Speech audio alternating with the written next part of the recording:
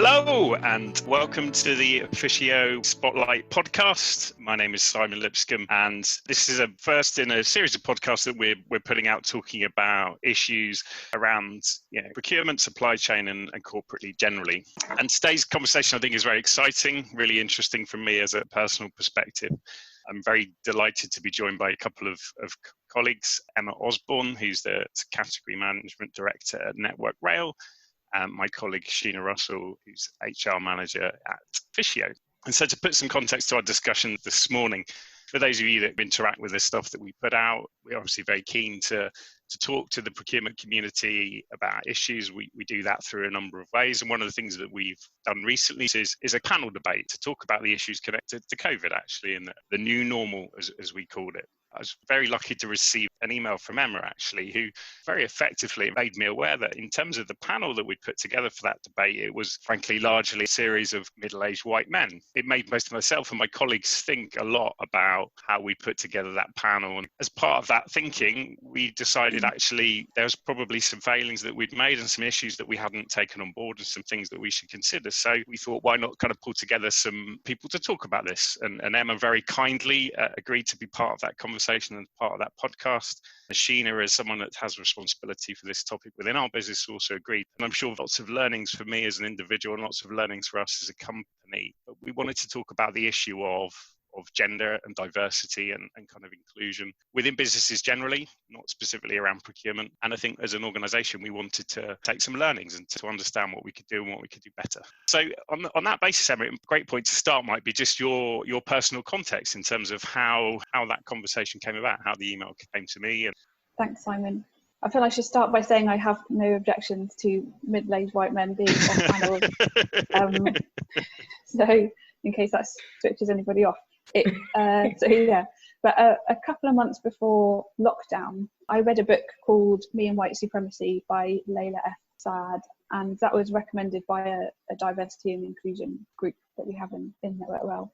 And it's about race and it's about particularly the experience of Black people, but also all different kinds of minority groups. And it's not a comfortable read, to be honest, but it gave me a lot of food for thought.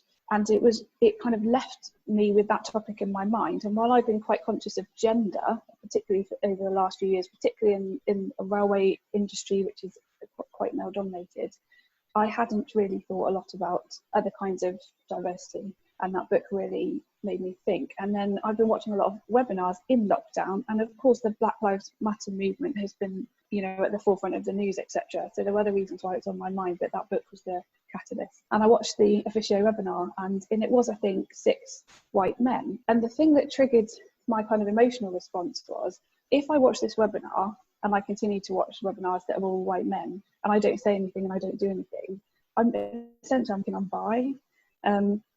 But what can I do? I could not watch the webinar, but then nobody would know that I didn't watch the webinar. So I thought, I'm going to need to do something a little bit more proactive. And so I constructed this note back to you guys. And it was hard to write the note in a way that didn't sound sort of angry or complainy, and was kind of trying to be diplomatic and say, and it's not just the optics, it's also, if we've got a panel of people who are from perhaps, at least on the surface of things, a similar kind of background, who work in a similar kind of industry, are we going to get the same level of insights as a watcher as we might get from a panel with a much more varied group of input, people giving input? And I appreciate that there's all different kinds of diversity and they're not all visible, right? Agreed. But nevertheless, we're less likely to get cognitive diversity from a group who look and come from the same background. And I was really pleased with Efficio's response, because you could have said, and I think you did a little bit, said we did try, but you also said maybe we didn't try hard enough, maybe we need to do something about it, and you took on the challenge and we landed up here. So well done for picking up the baton and going, okay, let's have a conversation, let's see what we can do. And actually I've done that with at least one other organisation. A similar thing has happened. So I think the other thing I've learned is that you can actually start to make a bit of a ripple effect.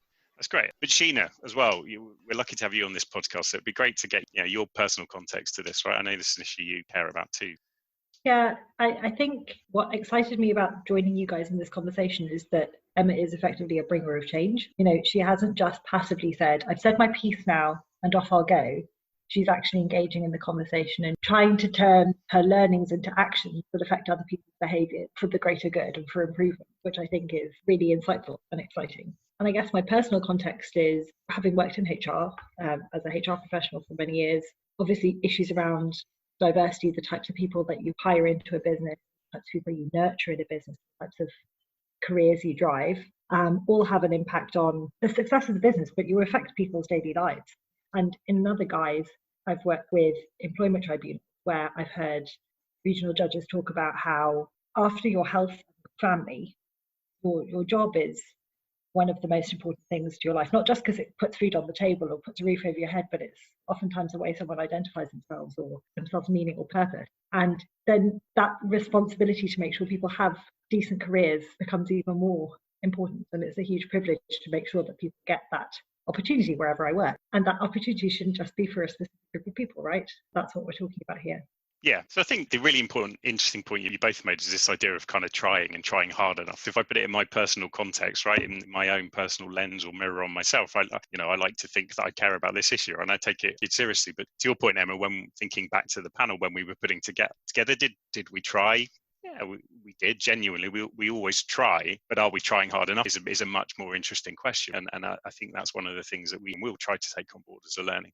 I guess, again, lots of people that will listen to this isn't clearly an issue around procurement generally, but there'll be, procurement supply chain professionals or finance professionals. It'd be really interesting to get your kind of experience just corporately in terms of how organizations are tackling this issue and dealing with it, and how do we move to the point of actually making change and having an impact. Probably start with you, Emma, on that one. Yeah, that's a tough question. And I've been doing some reading around this, and there is obviously not a magic bullet, right? So there isn't a tick list of, if you do these 10 things as an organisation, you will have cracked it. But there's definitely a lot of research that correlates high-performing organisations with the top 10 or 20 things, some of which would be effective. Certainly, I think when we started on our journey in Network Well, we did initially, it was about awareness raising, and this is going back quite a few years now, and then it was a lot about inclusion as well, because actually, we say diversity and inclusion as if they're kind of one homogenous word, and they're two completely different things. And your company needs to be inclusive, otherwise you can recruit any kind of diversity. People won't stay if the environment isn't inclusive. So I think really working on that, as well as, otherwise we only focus on recruitment. And that we think that's the answer. So I think a lot of work on how we behave, what's important to us as a company, as a culture. I personally have been more focused on gender, maybe a bit of a self-interested approach, especially as I got into a more senior management role, and it felt like an easy thing to focus on, and something I felt comfortable with, and I could speak to people who look like me and feel that I was helping. And I think it's only in recent months that I've realised that is not enough. It's still not enough, right? And also this concept of white privilege, which is talked about in the book, it helped me realise that actually, and it's about intersectionality, I suppose. So I'm a woman. As a woman, I'm in a minority in my industry, although not in the population. But as a white person, I'm in a position of privilege, and that privilege was, I didn't notice that I had it. And I don't know where this came from, the saying about when you're a goldfish, you can't see the water. And what the book did is help me to see the water. And having seen it, I can't ignore it now. Well, I can't. I mean, it's possible to ignore it, but it's not appropriate. And in a way, it's not that difficult. So what we're doing here isn't a difficult thing. And I know we talked a bit about education, and we need to do more than just educate ourselves. But one of the first things we need to do is to educate ourselves. Otherwise, it's perfectly possible to inadvertently deny that there's even a problem. There's more recent reading that talks about, don't just make the business case for diversity, make the moral case for diversity. Because actually, for a lot of people, that is very compelling, more compelling than theoretical studies that would say, well, a more diverse team is more productive, more creative. But it's also just the right thing to do, and for some, that's equally important. There's a really interesting issue for you. Is the focus on the moral change more important, more effective in the longer term, or does it have to be both? Right? Do you need targets? Do you need to pull people to this issue as much as they come to it? I think if it could just be done on the moral imperative, it would already be done, right? But so I want that to be true, but we don't live in that world, I don't think. And if we're kidding ourselves, I suppose, if we think that's enough, because it would all be sorted. And a lot of people's response to stuff like the Black Lives Matter movement is that everybody's lives matter. Well, of course everybody's lives matter, but if all things were already equal, we wouldn't have the movement, if you see what I mean. So there isn't a level playing field. People can see colour. We have to act on that, and acting on it might mean doing some uncomfortable things in order to create a playing field that is in fact more level. But pretending that the playing field is already level and that therefore there is nothing more to be done is quite dangerous. It's quite easy, and it's probably what we have been doing. So I think we do need more than a moral imperative. We do need something a bit more concrete, because that is how the world of business works. Yeah. And Sheena, what does this look like for Efficio? Because my perspective is Efficio, as you said, cares about this. We're trying to make a change. When we started the Steerco, which is now Diversity and Inclusion Steerco, it was founded off the back of, what's our gender pay gap like? Why are all the people in this room 90% men? Why am I in a meeting where there are more men called Dave than there are women? That sort of thing. And it's quite easy to illustrate that stuff, because we have tons of data in our industry that tells us here's the gender pay gap in other businesses. We all must publish it. We're all asking those questions. So when we kicked off, that's kind of where we started, because there's data readily available. As we move further along, and particularly what ignited a fire in the world about Black Lives Matter and asking ourselves those hard questions, and I think Emma's right, it's an uncomfortable thing for people to do, because it's saying, I'm a nice person, why should I have to think about these things? We've broadened our remit to start thinking about how we can leverage the same things that we want to do to drive more diversity in our gender balance all throughout business, both in hiring and retaining, developing those careers of the people that we bring on board. We want to do that in a broader sense to ethnically diversify our group of people. With some diversity issues, there is tons of data there for us to work out a barometer of how badly we're doing, how well we're doing, and pitch ourselves correctly from there, or bring that forward momentum from there. But with others, there is very little. And so when there's a dearth of information, and we're a data-driven company, we love knowing the numbers. We love knowing where we're at in the rankings of the stats. It's a lot harder to win hearts and minds. But because of the conversation that we've happened, we're already winning hearts and minds much more quickly, much more readily, by virtue of, I think, to Emma's point, not just a dollars and cents conversation. It's why do people feel so passionately about this? It's certainly changed the nature of the willingness to have the conversation, which I think is fundamentally a good thing. And you both made interesting points around, numbers of ways, I guess, that you could bring more female talent into a business around procurement or supply chain or finance or whatever it might be. And I guess over time that can have an impactful change. I guess there's also an issue right now. Things are not representative. How do organizations tackle this issue at a senior level? Because in some ways it's harder. People have been there a long time or whatever it might be. What's your take on that? I guess maybe Sheena, I'll start with you and come to Emma. I think that's one of the hardest things, right? Because you're right. You can't just fill the funnel and then just go on your merry way. We will be inclusive. Just presume it, crack on, sort of thing. It's not gonna do it, right? It's not gonna cut it. As Emma said before, if that were the case, because we all feel like it's the right thing to do, it would have already affected change. Yeah. But I think it's about more than training people to operate differently or encouraging women to be more confident or build their gravitas in a way that makes them more able to stand at the table. Taking women as a very narrow example, it's about I always think about the point that Sheryl Sandberg made in her book Lean In, which was an anecdote about at the end of a big speech, big keynote that she did. She invited questions from the audience, and at the end, penultimate question comes, and she says, "Okay, this will be the last question now." And all the women put their hand down, and all the men kept them up, and she just kept answering. They all had engagement with her, and she was like, "Look, women need to lean in, keep your hand up." And all I could think was, so women have to break the rule. We have to remember to continue to inculcate a culture in which rule breaking is the thing that wins. Rule breaking is the thing that helps people succeed, as opposed to, why don't we all moderate all our behaviors to create a more even playing field? All I could think was, it's like, women, you need to talk yourselves up, rebrand yourself, push yourself, I just thought it was so bizarre. I was like, shouldn't the structural system that encourages the rule breaking be questioned here? Like, I just found it baffling.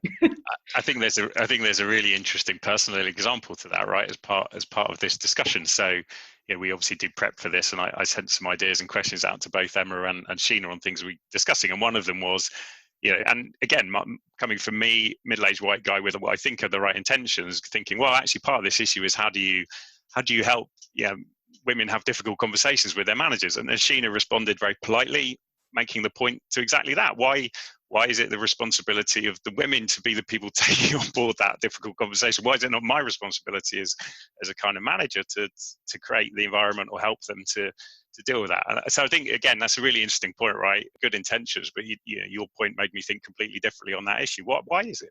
So yeah, I can see that. I live that. No, I think that's a really good point. And I'm glad you said that about that lean in thing, because a lot of the literature is basically telling women, and it may well be a similar conundrum for Black, Asian, ethnic minority people, that you have to be more something or other in order to fit in with that majority view. And it's always like, well, what's the point of that then? Because that doesn't actually really create the diversity that would come from having more diversity. It doesn't create cognitive diversity if you're just all trying to fit in. So the managing director of my function, she makes a really good point. She says, it can't always be the minority group that has to drive the change, because the minority group isn't actually the group with the power. The group with the power has to also contribute to driving the change. And that part of that means acknowledging that really very difficult thing to acknowledge, which is I might be part of a problem. There might be some structural unfairness here that has benefited me my entire life. And it's also true for me because I'm white, so I benefit from some of this invisible privilege. And it's not a very nice feeling to realise that you might have been part of the problem. I might be part of the problem. But it's also quite empowering, because then you can go, right, I actually could change it then. And your point, Simon, in response to Sheena is, okay, yeah, what can I do? And I think that's part of the point of this conversation, is to say it's not very empowering to think about they and the structure and the inherent unfairness of it all. So we could kind of pack up and go home and say, well, not in my lifetime then. Or we could say, okay, but what can I do to nibble away at my corner of the world? And actually, there's quite a lot we can do. We're quite senior people. The people listening to this podcast are quite senior people. If you have, if you ever recruit, if you ever have a budget, if you ever have a team, if you ever interact with anybody, there are immediately things, that there are things I can be doing. And talking about it is one of them. Challenging is one of them. Probably that's my question, Emma. So, I like to think of myself as young, but let's be honest, probably the middle-aged. It's all relative. the middle-aged white guy, right? So I'll be that man in that conversation. Well, if I listen to this podcast and I agree, what do I actually do for this afternoon and tomorrow and next week and next month to move this forward, or to do something? Well, I suppose one of the things you can do is share the story that you just told about with other men, particularly around, maybe it's not how do I help women or people from a minority background be different to fit into my world. I'm paraphrasing, I know that's not exactly what you said, or what can I do to be different to make the world that we're working in a bit more of an inclusive environment. Telling that story, because that's you telling a story about your learning, rather than you telling a story about how someone else is wrong and you help them to fix themselves. It makes me think differently about how I would mentor women. So some of what Sheena just said, I do mentors, particularly women. I don't specifically look to mentor women, that's just who asks me to mentor them. And I might say something different to them now than I might have said a couple of years ago. Because a couple of years ago, I might have said, do a bit more of this, be a bit more like this. And now I might be saying, be yourself, be authentic, think about impact, you think about the impact you have on other people and the impact that you want to have, but that doesn't mean you have to act like them, if you see what I mean, whoever them is in whatever context. And the context could be different and it could be flipped, and but in my context, which is about men, and it's a certain set of behaviours, and we're all part of the potential solution, right? And sometimes I'm very conscious of the fact that I've grown up my entire career in a certain environment which is quite male oriented. So just because I'm a woman doesn't mean I'm necessarily bringing that much diversity to the party in my industry, because when I look out of my eyes, I see white men. So, I've got to challenge myself. When I'm interviewing, I know it's not unconscious bias anymore because I'm conscious of it. I know it's there. I feel reassured by a man in a suit. I do.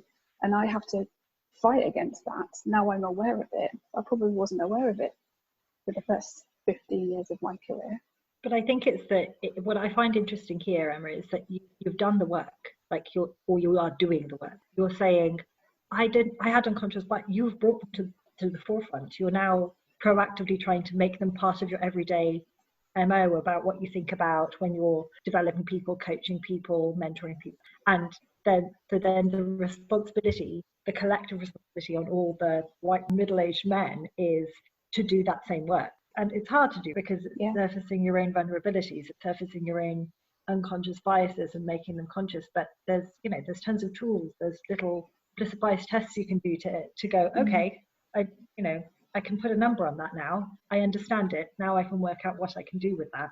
It's not a bunch of women sitting there having a feminist book club that's going to affect the change. It's everyone doing it. It's the reason why we live in a democracy and we all vote, because we all know that the single votes count up to the millions of votes that put the people in power. Yeah, it's true. That's the whole premise, right? And I think the other thing that, whilst that book was very challenging to read, so one of the things you could do is read the book, actually, Simon. I think it wasn't necessarily enjoyable, but it definitely surfaced some things. And one of the things that said in the book is, you will make mistakes. As a white person trying to talk about racial equality, you're going to say a thing wrong, you're going to use a wrong word, you're going to offend somebody, you're just going to get it wrong sometimes. Do not let that be the reason not to even try. You're just going to have to be brave. And if you get it wrong and somebody tells you, you're going to need to listen and not be defensive about that and just kind of push on. And it almost gave permission and encouragement to do that. And I'm really conscious, because I'm not an expert in these things, and I'm talking to you on a podcast and people are listening to this, and people might go, well, I don't like that, or oh, that wasn't the right word, or you got that wrong. That's probably happened already on this podcast, and I am sorry if it has happened, by the way. But the point is, if we let that inhibit us, we would never talk about this stuff, because it is so much easier not to talk about it, or to only talk about gender. So we're putting ourselves out there, I guess, and being brave and acknowledging we might get it wrong, and apologising in advance if we get it wrong, and keep trying and keep listening and learning and taking feedback. Emma, Sheena, thank you so much. There's been a fascinating discussion and conversation, huge numbers of thoughts, learnings for me. And as we said, hopefully everyone that listens to this will take on board the views and we'll take action. And as part of that, when we publish this podcast, we're going to put alongside it, and we've made reference to at least a couple of books in this conversation, a kind of reading list, and to point people to some things which we think are part of this discussion and worth people's time. Emma, thank you for sending the email, because this email led to this conversation. This conversation is important. It has made us think, right? It's made us think as Efficio and as a representative of Efficio and Efficio's marketing. We hope to commit to doing things differently as much as we can in the future. I'm sure we'll get stuff wrong, right? And if we do, you should email me, and as should everyone else on this podcast. But no, thank you so much. So, as I say, this is part of a series of podcasts. So if you've enjoyed listening to this conversation, if you want to be part of this conversation, more importantly, please do get in touch. Email myself, as I say, Simon Lipscomb on LinkedIn. I'm sure Emma or Sheena would be delighted to hear from people as well. And we will be publishing further podcasts on further issues. So again, if you've heard things and you think actually be really interesting to have a discussion about X, Y, or Z, right? Again, let me know. We're keen to talk to interesting people about interesting topics. But ladies, thank you so much. Really appreciate it. The next podcast will be available in due course. Thank you, guys.